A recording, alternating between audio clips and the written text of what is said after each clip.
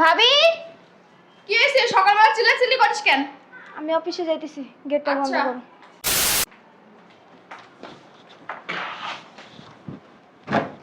এই নেন, এখানে 2 লাখ টাকা আছে।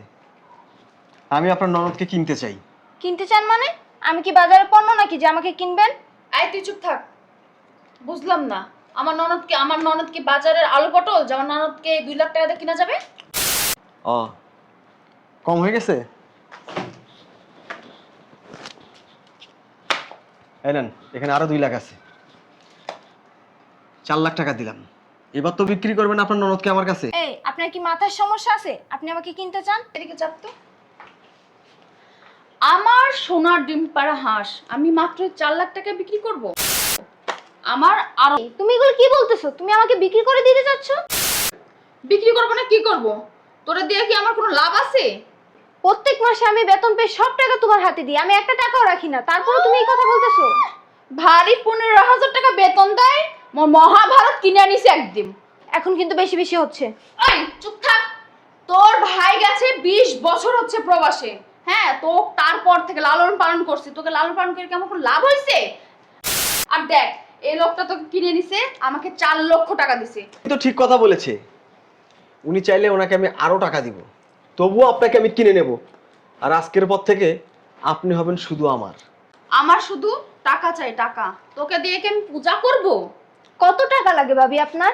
আমার ভাই বিদেশে গেছে 20 বছর হয়েছে, লাখ লাখ টাকা দিছে তোমারে, আর আমি প্রতি মাসে তো 15,000 টাকা করে দিতেছি, তারপরে তোমার আমার টাকা লাগে? চুপ কর, মুখের উপরে কথা বলিস। বিয়াদ্দপ মেয়ে একটা। এই নিয়ে যান তো। আর আরো শোনেন, এই টাকায় হবে না, আরো টাকা লাগবে। তারপর থেকে এই সোনার ডিম পাড়া হাঁস আপনার। বুঝতে পারছি। এই নেন, এখানে আরো 1 লাখ টাকা আছে। এই মালটা 50,000-এর বেশি হয় না, কিন্তু আমি আপনাকে 5 লক্ষ টাকা দিলাম। কে আপনার কাছে বিক্রি করে দিলাম। আপনার জিনিস আপনি বুঝে নেন। আসো। আপনি কি মানুষ? 5 লাখ টাকা দিয়ে আমাকে কিনতে আসছেন? আমাকে বেশি কথা বলবেন না। আমি কিন্তু 5 লক্ষ টাকার বিনিময়ে আপনাকে কিনেছি। আমি যা বলবো আপনি তাই শুনবেন, আমি যা করতে বলবো আপনি তাই করবেন। এই ছাড়েন তো, আমি পারবো না। আমি আপনার গোলাম না যে আপনি যা বলবেন তাই করতে হবে। যাবেন নাকি আমি জোরাজুরি করব? আপনি যদি বেশি বাড়াবাড়ি করেন না, আমি কিন্তু আপনাকে পুলিশে দিতে বাধ্য হব। পুলিশে দিবেন? আমাকে পুলিশে দিবেন? এই হ্যাঁ, শোনেন, আমি আপনার ভাবির কাছ থেকে আপনাকে 5 লক্ষ টাকা দিয়ে কিনেছি। আমি যদি না কিনতাম, আমার মতো কোনো না কোনো এক কাস্টমার আপনাকে কিনে নিত। অতএব বেশি কথা না বলে আপনি আমার সঙ্গে চলে আসেন। আমি যাব না। আমার ভাই যদি জানতে পারে না, আমার ভাবিরও খবর আছে, আর আপনার তো আছেই। বলতেছি, আমার সাথে চলেন, আপনারই ভালো হবে। আচ্ছা, আপনি আমাকে একটা কথা বলেন তো, আপনি কিসের জন্য আমাকে 5 লাখ টাকা দিয়ে কিনেছেন? জানতে চান? হ্যাঁ, অবশ্যই। তাহলে শোনেন, ওই দোতলার ফ্ল্যাটটায় আমি থাকি। আমি প্রত্যেক দিন অফিস যাওয়ার সময় দেখি আপনার এই বাসায় চিল্লাচিল্লি, আপনার ভাবি আপনার গায়ে হাত তোলে, আপনার উপর টর্চার করে। আবার যখন বিকালে অফিস থেকে বাসায় আসি, তখনও দেখি সেম আপনার উপর টর্চার হচ্ছে, আপনার গায়ে হাত তুলতেছে।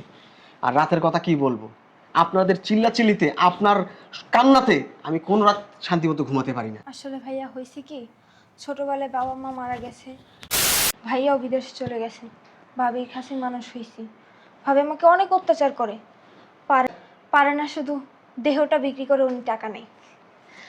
ওইটাই আমি করতে চাই না, তো এই জন্য আমাকে অনেক অত্যাচার করা হয়। ওই জন্যই তো আপনাকে মুক্তি দিতে আসছি।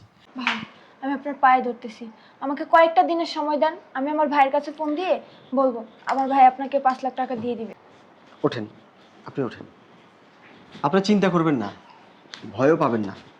আমি আপনাকে নিয়ে গিয়ে আপনার মান সম্মানের হানি করব, আপনার ইজ্জতের উপর হামলা করব, সেরকম মানুষ আমি নই।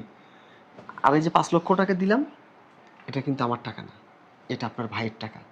আপনার ভাই আমাকে পাঠিয়েছে আপনাকে এখান থেকে মুক্তি দেওয়ার জন্য। ভাইয়া কোথায়? এত উত্তেজিত হওয়ার কিছু নেই। আপনার ভাই আছে, সময় মতো আপনার ভাই আসবে। আর আপনার ভাবির চরম লেভেলের শিক্ষা। Excuse me, hello. এই চিল্লাচিল্লি করতেছেন কেন? আরে আপুরটারে নিয়ে বের হন না কেন? 5 লক্ষ টাকা দিয়ে আমি আপনার ননদকে কিনেছি, সে যেতে চাচ্ছে না। আপনি শুধু এই দরজাটার বাইরে বের করে দেন, বাকিটা আমি দেখতেছি। শয়তান মেয়ে একটা, তোকে রেখে কি আমি পূজা দিব? চল বের হ এখান থেকে, বের হ। তুমি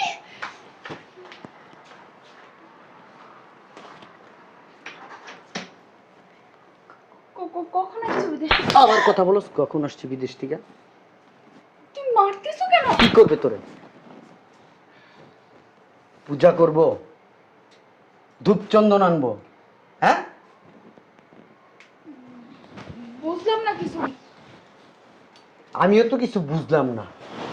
20টা বছর আমি প্রবাসে, 1-2 বছর না, 20 বছর। আমার জীবন থেকে 20টা বছর আমি নষ্ট করছি কাদের জন্য? আমার বোনের জন্য, তোর জন্য। আর তুই আমার বোনরে দিয়ে ব্যবসা করস। ব্যবসা আমার কি ইচ্ছা করতেছে জানোস?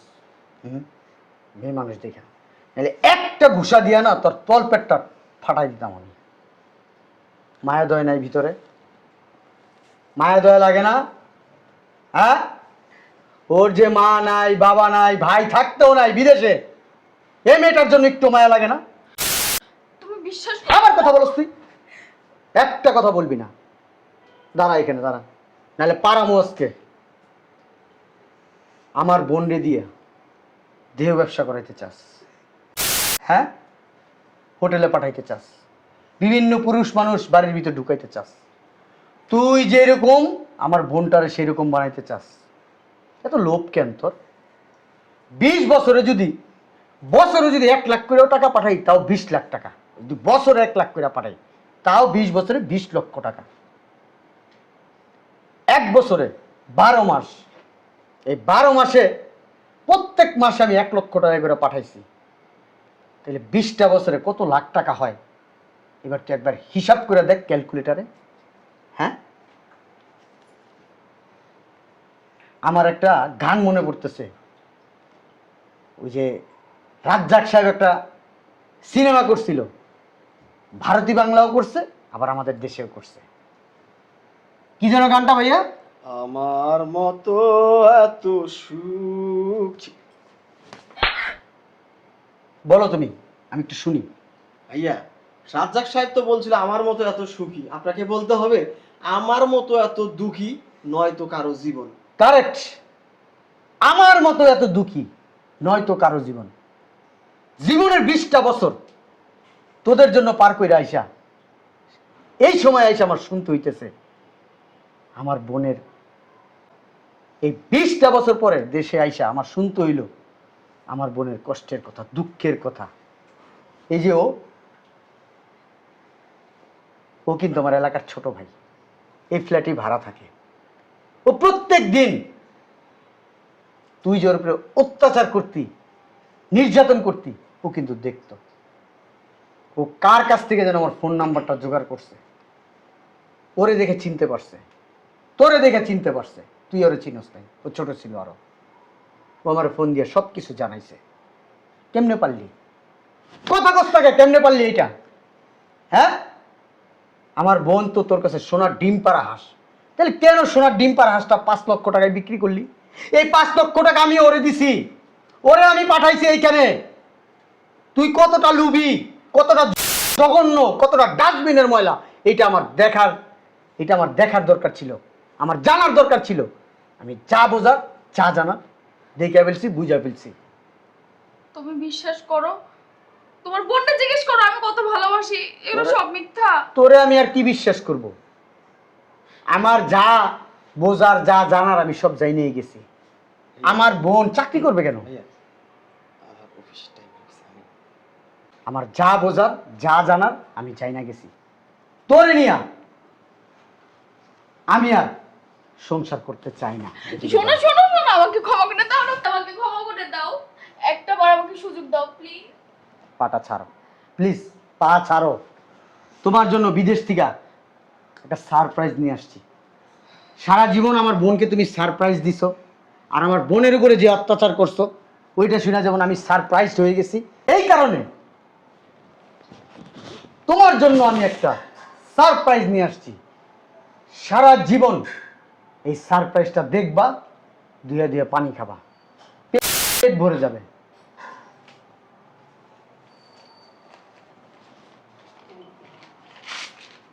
বের করতে হবে না, আমি বলি। এটা আপনার ডিভোর্স পেপার। খুলতে হবে না, আমি বলতেছি। এটা কোনো সাধারণ সারপ্রাইজ নয়, এটা অনেক দামি সারপ্রাইজ। ভাইয়া আপনাকে ডিভোর্স দিয়েছে। কি? জি, এটা আপনার ডিভোর্স লেটার। যান। একটাবার আমাকে সুযোগ দাও না প্লিজ, আমি ডিভোর্স কোথায় থাকবো? তোমাকে আবার সুযোগ দিব। এবার আমার বোনের সাথে অন্যায় করছো, তারপর আমার সাথে করবা। আরো একটা সারপ্রাইজ আছে, শুনে যাও। ও মানে আমার ছোট ভাই, এলাকার ছোট ভাই, ওর সাথে আমার বোনের বিয়ে দিব। কি? কি কি কথা কম। তোরে না আমার খুব ইচ্ছা করতেছে, কি জানোস?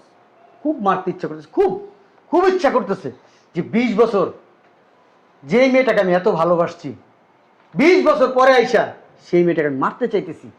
তাহলে তুই বোঝ তোর জন্য আমার ভিতরে কতটা ঘৃণা জন্মাইছে।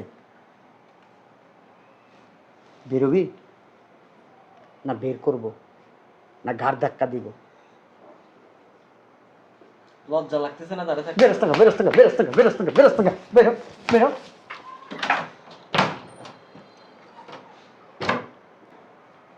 তুই তো আমার ফোন দিয়ে জানাইতে পারতি না?